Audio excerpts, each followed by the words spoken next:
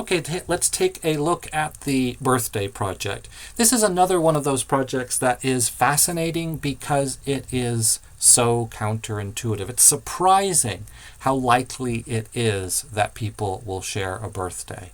And that's nothing to do with biology. That's assuming that the birthdays are randomly chosen out of 365 days. So let's consider a famous problem in probability theory. This is one of the first problems that I remember looking at as a student and thinking, well, that's interesting and kind of surprising.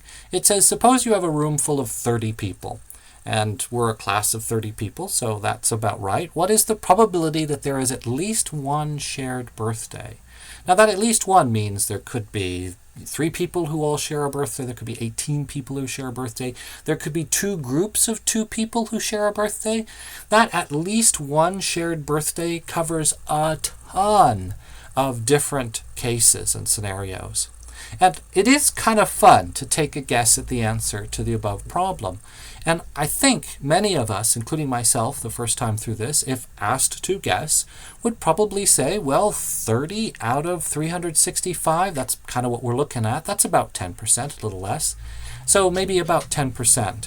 So the question becomes, is our intuition helping us? So let's start with a simpler problem. So our first example, suppose there are 3 people in a room. Find the probability that there is at least one shared birthday among these 3 people. So I'm going to go through this again. There's a lot of ways there could be at least one shared birthday. Fortunately, there's an easier way to think of this problem. We ask ourselves, what is the alternative to having at least one shared birthday? In this case, the alternative is that there's no shared birthdays. In other words, the alternative to at least one is none. In the symbolism of probability, we'd say that this is a complementary event. The probability of at least one shared birthday is the complement, that is 1 minus the probability of none. No shared birthdays at all. So we'll start then by computing the probability that there is no shared birthday, because once we do that, then we can find its complement, and that's the probability of at least one shared birthday. So let's imagine that you are one of these people, these 3 people. Your birthday can be anything without conflict, that is, overlap with someone else's birthday. So there are 365 choices out of 365 for your birthday. In other words, that first probability is simply 1. Your birthday could be anything. Now, what is the probability that the second person does not share your birthday? There are 365 days in a year, ignoring leap years, and removing your birthday from consideration, there are 364 choices that will guarantee that you do not share a birthday with this second person. So the probability that the second person does not share your birthday is 364 out of 365. So what we're basically doing is creating a set of probabilities.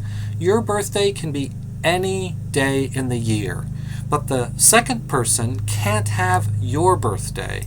So we're saying, and the second birthday is not your birthday. So there's one less choice. A day's been taken out. And then the third person. What is the probability that this third person does not have the same birthday as either you or the second person? Well, that's 2 different days. We've ensured that by reducing that numerator by 1. 2 different days that have already been taken for 2 different birthdays. So now 365 minus 2 is 363 days that will not duplicate your birthday or the second person's birthday. So the probability that the third person does not share a birthday with the first 2 is 363 out of 365. So there's the probability that there are no shared birthdays. Now, what we're interested in is finding the probability that there are shared birthdays. So we're going to use the fact that this is the complement of what we just computed. So we're going to say 1 minus 365 out of 365 times 364 out of 365 times 363 out of 365. We're going to use GeoGebra for this, but we're going to go into a different place. Instead of Classic, we're going to go into the calculator, so /calculator on your URL bar. The default is graphing. We're going to go down to Scientific. The other way to get there is to go into the main menu and go down to Switch Calculator and choose Scientific. If I click in that input box, the keyboard comes up. If it doesn't, or if you want to force it to come up, you can click the keypad icon. I'm going to use the keyboard on my computer and enter 1 minus 365. I'm going to use the slash to get a denominator. And then I'm going to arrow to the right. I'm going to use the asterisk for multiplication. 364 divided by, that is the slash on my number pad, 365. I'm going to arrow to the right to get out of that fraction. Another asterisk, 363, and then a slash to get the fraction, the denominator, over 365. And then I'm going to press enter. Now when I press enter, I get a new line, but I also get some more options for the line I've been working on. And one of them is this approximately equal to symbol. If I click on it, it gives me a decimal approximation. And notice that this is a toggle. It can take me back to the exact value written as a fraction. If I want to copy this output, I can go up to the stop sign logo and go down to duplicate output. It will give me that fraction, which notice I can select and copy. If I want to select and copy the decimal approximation, I need to go back to that first line where I have the answer, toggle it to a decimal, and duplicate that output. Now I have the decimal in a form that I can copy and paste. So on the next page, it says that we should now look for 5 people in a room. So this is in many ways exactly the same problem. It's just computationally more difficult. So instead of looking for 3 people, we're looking for 5 people. So when I reveal this, because this is a shared birthday, you're going to see 1 minus, because we're looking at the complement of having no shared birthdays. You're going to see that that first person could have any birthday in the year.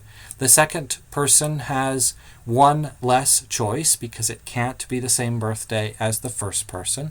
The third can't have a birthday that's one of the first 2, so we take 2 away. And continuing that way. 362 choices out of 365, 361 choices out of 365. Now let's rewrite this more compactly. So that means doing 2 things. First off, let's look at the numerator. That is a descending product. It has to do with factorials. And in fact, all we're doing is dividing out all the factors less than 360. So times 360 times 359. So that is a permutation. So the numerator is 365 P5. 5 because there are 5 people. Now the denominator is much easier. The denominator is just 365 times itself 5 times. So let's take a look at what we've got here. So what we've got is clearly that it's the complement, so 1 minus. In the numerator we've got that permutation, so 365 P5. And in the denominator, we've got 365 to the 5th power. We're going to use the GeoGebra calculator again. Notice that we're not in /classic, we're in the calculator. So I'm going to clean up these previous answers. I'm going to delete those. I don't need them. And let's see if we can get this previous answer again using permutations. So I'm going to enter this as 1 minus, and I'm going to use the slash on my keyboard to get a fraction. But in the numerator, I'm going to enter a permutation. So I'm going to go to the functions for that, and I see NPR, and I'm going to click on that.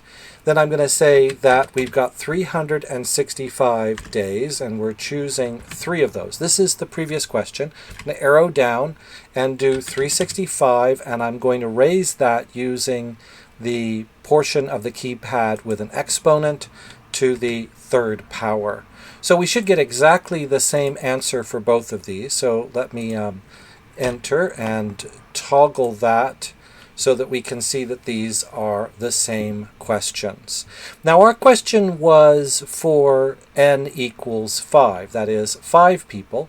So we could change this a little bit. I'm going to copy this previous question and I'm going to paste it in down here, and I'm going to change that to a 5, and I'm going to change the exponent to a 5 as well. And so there we've got our answer for that. But notice that instead of copying and pasting each time, I could do something different. So I'm going to press Enter on the keypad, and it's nice to know that we're about 2.7% among 5 people sharing a birthday. But I'm going to do something new and really cool for this next example. I'm going to say n equals 5 and press Enter. Now I'm going to paste in that expression that we made, but I'm going to change the 3's to n's. So an n there, and I'm going to get rid of that space, and I'm going to go up to that exponent. I'm using the arrow key to get there pretty easily, and I'm going to put an n in for an answer there. Notice that we've got an answer already, and we can enter this and change it to the approximate form if that would be easier for us. But the cool thing about this is I can go up to that 5 and I can change it to a 30. And if there's 30 people in a room, the chances that at least 2 of them share a birthday is 71% approximately. So the neat thing about this is it allows me to have a way of asking many different questions. There's 25 people. So maybe I'm interested in where it's approximately half. So let's try 20. Well, that's too low. So we could kind of explore this. 25, we already did that. That was too high. Let's try 23. Pretty darn close. Now, if you have GeoGebra installed on your computer, that is, it's resident, you can also save this to your computer. And if you do that, you'll probably want to give it a name like birthdays or something like that. Birthday calculator, and save it to wherever it would probably be a good idea to save it. And then you can launch this resident on your machine. You might want to clean up some of these by deleting them. One last thing I want to point out is that I can go in and name the output too. I can add a label. So I could call this the probability, so B, probably just the next letter in the alphabet, but I could call this P for probability, and I could reuse that expression in another input if I needed to. So the next question asks us, what would happen with 30 people? Well, I think at this point we can see the pattern. And the pattern is that the number of people we're choosing gives us our denominator, that 5, and the exponent of 5. So we can simply change this exact same equation, but instead of 5s, now we're looking for 30 people, and we're interested in calculating what is the probability that there is at least one shared birthday among these 30 people. So let's do that. There's exactly that same question. We solve it in exactly the same way, and we get amazingly about 70%, and I truly do find that amazing. About 70.63% of the time there'll be at least one shared birthday among 30 people. In other words, more likely than not. Now the next question says, well, what happens when there's n people in a room? And to some extent this is actually easier, because now we go back to the previous problem and the one before that. Instead of a 5, instead of a 30, we've got an n. So that's not something that we would put into a calculator. That's a rule that would allow us to choose any value of n and put it into a calculator. So I hope that was somewhat interesting and perhaps even a little counterintuitive, and a nice exercise for our calculators as well.